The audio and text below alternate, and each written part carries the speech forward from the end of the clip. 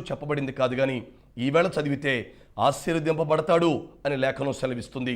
రేపు చదివితే ఆశీర్వదింపబడతాడు అని లేఖనం సాక్ష్యం ఇస్తుంది. ఎప్పుడు చదివినా భయభక్తులు కలిగి ఉన్నంత కాలం నీ వెంట ఆశీర్వాదం పరిగెత్తుకొస్తుందని చెప్పడంలో ఏమాత్రం సందేహం లేదు. ఈ ఆశీర్వాదాలు ఎలా ఉన్నాయి, అసలు ఎలా ఉంటాయి, ఆశీర్వాదాల కొనసాగింపు ఎలా ఉంటుందని లేఖన భాగాన్ని పరిశీలన చేస్తే 3వ వచనంలో రాయబడింది, నిశ్చయంగా నీవు నీ చేతుల కష్టార్జితాన్ని అనుభవిస్తావు అని బైబిల్ చెప్తుంది. నిశ్చయంగా అంటే ఖచ్చితంగా అని అర్థం, అనుమానమేమీ లేదని అర్థం. ఖరాఖండిగా దేవుడు చెప్తున్న మాట, నీ చేతుల కష్టార్జితం నువ్వు అనుభవిస్తావు. నిజంగా నాయన చాలామంది జీవితాల్లో ఉదయం నుంచి సాయంత్రం వరకు రెక్కలు మొక్కలు చేసుకొని కష్టపడతారు, చెమట రక్తంగా మారుస్తారు, ఎంతో భారంతో ప్రయాసపడతారు.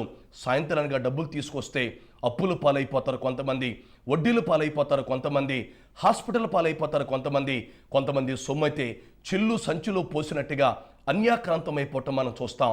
అంటే కష్టార్జితాన్ని తెచ్చుకుంటున్నారు కానీ అనుభవించలేకపోతున్నారు. కానీ బైబిల్ చెప్తుంది, నిజంగా నువ్వు దుష్టత్వం నుంచి విడుదల పొంది భయభక్తులు కలిగి ఉంటే నీ కష్టార్జితాన్ని నువ్వు సంపూర్ణంగా అనుభవిస్తావు అని బైబిల్ చెప్తుంది. అంటే కష్టపడి సంపాదించటం ఆశీర్వాదం కాదు, కానీ దాన్ని అనుభవించటమే నిజమైన ఆశీర్వాదం అని బైబిల్ మనకి స్పష్టంగా బోధిస్తుంది. కనుక నీ కష్టార్జితాన్ని ఎవరో తినడం కాదు, కానీ నీవు నీ భార్య, నీవు నీ భర్త, నీవు నీ బిడ్డలు, నీవు నీ కుటుంబీకులు సమృద్ధిగా అనుభవించటమే నిజమైన ఆశీర్వాదం అని బైబిల్ చెప్తుంది. ఒక్క మాటలో చెప్పాలంటే ఆశీర్వాదపు కొనసాగింపులో మొట్టమొదటి మాట ఏమిటంటే ఆర్థికపరమైన ఆశీర్వాదాన్ని కలుగు చేస్తానని వాక్యం మనకి స్పష్టంగా చెప్తుంది. మరలా మీ జ్ఞాపకం చేస్తున్నాను, క్రైస్తవులు అనబడిన వాళ్ళు ఆర్థికంగా ఆశీర్వాదం పొందడం దేవుని చిత్తం.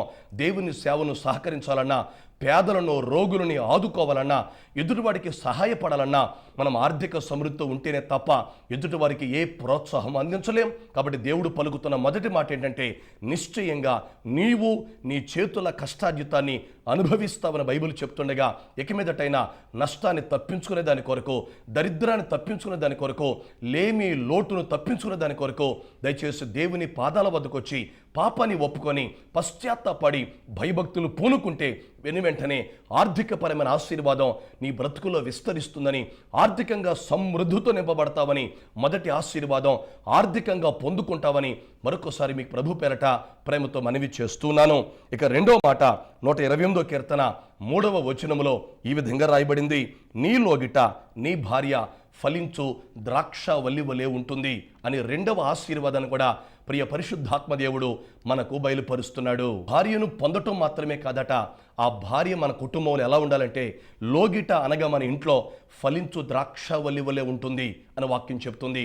నిజంగా భార్య భర్తల మధ్య అలాంటి ఐక్యత, భార్య భర్తల మధ్య అలాంటి అనురాగం, భార్య భర్తల మధ్య అలాంటి సంతృప్తి, భార్య భర్తల మధ్య అలాంటి ఏక మనసు, ఏకభావం, ఏక తాత్పర్యం కూడా దేవుని ఆశీర్వాదం ద్వారా మాత్రమే దొరుకుతుందని బైబిల్ మనకి స్పష్టంగా చెప్తుంది. అనేక కుటుంబాల్లో నిత్యము భార్య భర్తల మధ్య గొడవ, మానసిక వేదన, మానసిక కల్లోలతో అనేక కుటుంబాలు పాడైపోతున్నాయి. కానీ ఒక వ్యక్తి పాపం నుంచి విడుదల పొందితే, జీవితాన్ని మార్చుకుంటే, దుష్టత్వం నుంచి విడుదల పొందితే మొదటిది ఆర్థిక ఆశీర్వాదం, రెండో చక్కని మాట ఏంటి తెలుసా, నీ భార్య కూడా ఫలించు ద్రాక్ష వల్లి వలె ఉంటుందని బైబిల్ మనకి స్పష్టంగా చెప్తుంది. ద్రాక్ష చెట్టును మనం తేరి పార చూస్తే, దగ్గరగా పరిశీలన చేస్తే పచ్చటి ఆకులతో, చక్కని తీగలతో, పళ్ళు చక్కగా ఉండి కాయలతో చాలా మనోహరంగా చక్కటి సువాసన, మరెంతో రుచిగా శుచిగా ఉండడం మనం చూస్తాం. బ్రతిమలాడుతూ చెప్తున్న నాయనా, దుష్టత్వం నుంచి విడుదల పొందితే నీ భార్య నీకు దీవెనకరంగా ఉంటుందని, సంతోషకరంగా ఉంటుందని, ఆత్మలో వర్ధిల్లుతారని, అన్ని రకాలుగా సౌభాగ్యాన్ని నీ కుటుంబీకులు పొందుతారని చెప్పడంలో ఏమాత్రం సందేహం లేదు. మొదటిది ఆర్థిక ఆశీర్వాదం, రెండవది భార్య భర్తల మధ్య కూడా చక్కటి ఆశీర్వాదం దేవుడు ఇవ్వడానికి ఇష్టపడుతున్నాడు. మూడో చక్కని మాట అన్నాడు, నీ భోజనపు బల్ల చుట్టూ నీ పిల్లలు వలీవ మొక్కల వలె ఉంటారు అని వాక్యం చెప్తుంది. సంతానం కలగటం అనేది గొప్ప ఆశీర్వాదం అయితే ఆ పిల్లలట భోజనపు బల్ల చుట్టూ అని రాసించాడు. భోజనం అంటే సమృద్ధి గుర్తు, బల్ల చుట్టూ అంటే అర్థం ఏంటంటే ఐక్యత, ప్రేమ, సమాధానానికి గుర్తుగా ఉంది. నిజంగా తండ్రి, తల్లి, పిల్లలు అందరూ భోజనపు బల్ల దగ్గర కూర్చొని సంతోషంగా, సమాధానకరంగా భోజనం చేయటం కూడా దేవుడిచ్చే గొప్ప ఆశీర్వాదమని బైబిల్ మనకి స్పష్టంగా చెప్తుంది. చాలా గృహాల్లో భర్త ఎప్పుడో వచ్చి భోంచేసి వెళ్ళిపోతాడు, భార్య ఎప్పుడో వచ్చి భోంచేసి వెళ్ళిపోతుంది, పిల్లలు ఎప్పుడో వచ్చి భోంచేసి వెళ్ళిపోతారు. ఒక మాటలో చెప్పాలంటే అది హోటల్లాగా ఉంటుంది తప్ప గృహంలాగా మాత్రం ఉండదు. కానీ దేవుడిచ్చే ఆశీర్వాదంలో భార్య, భర్త, బిడ్డలు అందరూ కూర్చొని చక్కగా దేవుణ్ణి స్తుతించి భోజనం చేసి ప్రార్థన చేసుకుంటే ఆ కుటుంబం ఒక ఆశీర్వాదకరమైన గృహంగా, ఆ గృహం ఒక దీవెనకరమైన గృహంగా, ఆ గృహం ఒక ఫలభరితమైన గృహంగా, ఆ గృహం ఒక సంతోషకరమైన గృహంగా ఉంటుందని చెప్పడంలో ఏమాత్రం సందేహం లేదు. ఆర్థికపరమైన ఆశీర్వాదం, భార్యాభర్తల మధ్య ఆశీర్వాదం, బిడ్డల జీవితాల ఆశీర్వాదాన్ని కూడా కొనసాగింపులో దేవుడు మనకు అనుగ్రహిస్తున్నాడు. తదుపరి 6వ వచనం అంటాడు, నీ పిల్లల పిల్లలను నీవు చూస్తావు. ఎంత గొప్ప మాట ఈ మాట! అంటే పూర్ణారోగ్యంతో నింపబడతావు, దీర్ఘాయుతో నింపబడతావు. నీ పిల్లల పిల్లలను చూస్తూ సంతోషిస్తావని దేవుడు చెప్తున్న మాట కూడా ఒక్కసారి మనం ఆలోచన చేద్దాం. నిజంగా మన పిల్లల పిల్లలను చూస్తూ పూర్ణారోగ్యంతో దీర్ఘాయుతో కూడా మనం ముందుకు సాగడం దేవుడిచ్చే గొప్ప ఆశీర్వాదమని మరొకసారి మీకు ప్రభు పేరట ప్రేమతో మనవి చేస్తున్నాను. మొట్టమొదట ఒక వ్యక్తి జీవితంలో దుష్టత్వం నుంచి విడుదల పొందటం వల్ల ఆశీర్వాదం ప్రారంభమవుతుంది అని మనం విన్నాం. దాని కొనసాగింపు ఎలా ఉంటుందంటే ఆర్థికంగా దీవించబడతావు, భార్య విషయంలో దీవించబడతావు, పిల్లల విషయంలో దీవించబడతావు, ఆరోగ్య విషయంలో దీవించబడతావు, తొదకు దీర్ఘాయు పొందుకొని నిజంగా నీ బ్రతుకు దీవెనకరంగా మార్చుకుంటావని బైబిల్ మనకి స్పష్టంగా బోధిస్తుంది. మరి వాక్యం వింటున్న సహోదరి, నా ప్రియమైన సహోదరులరా, ఎలా ఉంది మీ కుటుంబంలో దీవెన? ఎలా ఉంది మీ కుటుంబంలో ఆశీర్వాదం? ఎలా ఉంది మీ కాపురం? ఎలా ఉంది మీ బిడ్డల జీవితం? ఎలా ఉంది మీ ఆర్థిక పరిస్థితి? ఎలా ఉంది మీ ఆరోగ్యం? ఎలా ఉంది మీ ఆయుష్? ఒక్కసారి పరిశీలన చేసుకోండి. ఇప్పటికైనా దేవుని మాటకు లోబడగలిగితే, ఎప్పటికైనా భయభక్తులు కలిగి ఉంటే ఖచ్చితంగా మీ జీవితాల్లో ఆశీర్వాదం ప్రవహిస్తుందని చెప్పడంలో ఏమాత్రం సందేహం లేదు. మరి ఈ ఆశీర్వాదం ముగింపు కూడా ఎలా ఉంటుందో క్లుప్తంగా చెప్పి ముగిస్తాను. చాలా జాగ్రత్తగా ఆసక్తిగా దేవుని మాటలు ఆలకిద్దాం. మత్తయి సువార్త 25వ అధ్యాయం, మత్తయి సువార్త 25వ అధ్యాయం 34వ వచనంలో ఈ మాట రాయబడింది. ఒక్కసారి మనం జ్ఞాపకం చేసుకుందాం. అప్పుడు రాజు తన కుడివైపున ఉన్నవారిని చూచి, నా తండ్రి చేత ఆశీర్వదింపబడిన వారలారా, రండి, లోకము పుట్టినది మొదలుకొని మీ కొరకు సిద్ధపరచబడిన రాజ్యమును స్వతంత్రించుకునుడి. నిజంగా ఈ ఆశీర్వాదపు ముగింపు ఎలా ఉంటుందంటే మనం పరలోకం చేరడానికి ఇది మార్గం చూపిస్తుంది అని బైబిల్ చెప్తుంది. నిజంగా పరలోకంలో యేసుక్రీస్తు ప్రభు రాజుగా ఉన్నాడట. కుడి పక్కనేమో గొర్రెలు ఉన్నాయి, ఎడం పక్కనేమో మేకలు ఉన్నాయి. గొర్రెలేమో విశ్వాసులు గుర్తుగా ఉన్నారు, మేకలేమో అవిశ్వాసులు గుర్తుగా ఉన్నారు. రక్షించబడి భూలోకంలో నమ్మకంగా సాగినటువంటి వాళ్ళని చివరికి ప్రభు అంటున్నాడు, నా తండ్రి చేత ఆశీర్వదింపబడిన వారులారా, లోకం పుట్టింది మొదలుకొని మీ కొరకు సిద్ధపరచబడిన రాజ్యాన్ని స్వతంత్రించుకోండి అంటున్నాడు. అంటే మన ముగింపు ఎంత మహిమకరంగా ఉంటుందంటే మరణాన్ని జయించి పరలోకం వెళ్ళిపోతాం. అక్కడికి ముసలితనం లేదు, అక్కడ చీకటి లేదు, ఆకలి లేదు, మరణం లేదు. అలాగ మనం అమరత్వంలో యుగయుగాలు దేవుడితో సంతోషిస్తూ సేవించే భాగ్యాన్ని పొందుకుంటామని, మన ఆశీర్వాదం ముగింపు పరలోకంతో ఉంటుందని బైబిల్ మనకి స్పష్టంగా చెప్తుంది.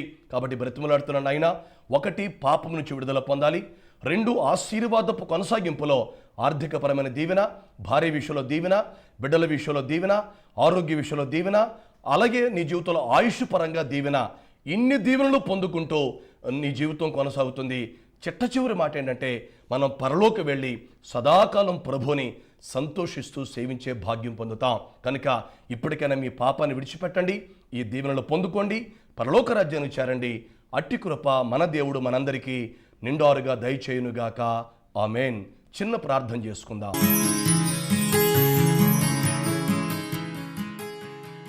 మమ్మల్ని మిక్కిలిగా ప్రేమిస్తున్న మా ప్రియ పరలోకపు తండ్రి, మీ పవిత్రమైన శ్రేష్టమైన నామాన్ని బట్టి మరొకసారి స్తోత్రం నాయనా. మా బిడ్డలందరూ మీ వాక్యాన్ని విన్నారు. ఎంతమంది అయితే అపవిత్రతలో ఉన్నారో, ఎంతమందితో దుష్టత్వంలో ఉన్నారు, ఇప్పుడే యేసు నామములో వారికి విడుదల కలుగు చేయమని వేడుకుంటున్నాను. మీ రక్తాన్ని వారి మీద ప్రోక్షించి పవిత్రపరిచి ఖచ్చితంగా వారందరూ కూడా దుష్టత్వం నుంచి విడుదల పొందడానికి, నిండారుగా దీవించబడటానికి, తొదకు పరలోకం చేరుకొని ఆశీర్వాదపు ముగింపుని మహిమకరంగా మార్చుకోవడానికి కృప చూపండి. ఎంతమంది మాటలు విన్నారో వారందరి హృదయాలు వాక్కులు ఫలింపజేసి దీవించి బలపరిచి మీరు మాత్రమే పరిపూర్ణంగా మహిమ ఘనత ప్రభావాలు పొందమని యేసు నామములో ప్రార్థిస్తున్నాను తండ్రి. ఆమేన్. మన తండ్రి అయిన దేవుని ప్రేమ, ప్రభువైన యేసుక్రీస్తు వారి కృప, పరిశుద్ధాత్మ దేవుని అన్యోన్య సహవాసము, సమాధానము, సకలాశీర్వాదాలు మనందరికీ సదా తోడయుండి నడిపించి గెలిపించి దీవించి కాపాడునుగాక.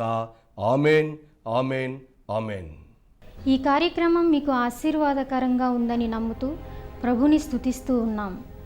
డాక్టర్ ఆర్ రవి స్టాలిన్ గారి కలం నుండి ఇప్పటికే వెలువడిన అనేక పుస్తకములతో పాటు రీసెంట్గా ఇజ్రాయెల్, ఈజిప్ట్, జోర్డాన్, పాలస్తీనా దేశాలను సందర్శించి ఆ అనుభవాలతో రాసినటువంటి 4 దేశాలలో యేసు అడుగులలో నా అడుగులు అనే పుస్తకం కొరకు మరియు పాటలు, ప్రసంగముల సీడీల కొరకు సంప్రదించండి.